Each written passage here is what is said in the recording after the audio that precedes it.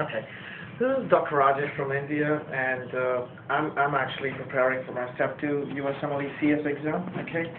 So I have this online classes for preparing for my CS exam. It's by a thing called Target USMLE by Dr. Mary June.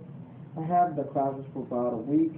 It was online classes were really good. You know, I had a lot of things taught to me by her for history taking and stuff, and then I had a 2-day class which was like 1 day of physical exam demonstration, which is really great. I learned a lot of things like how to do my examinations perfectly, you know, the timing and all the difficulties and the practicalities involved with doing the physical exam. And the next day was like having a mock exam, which was like about 5 cases.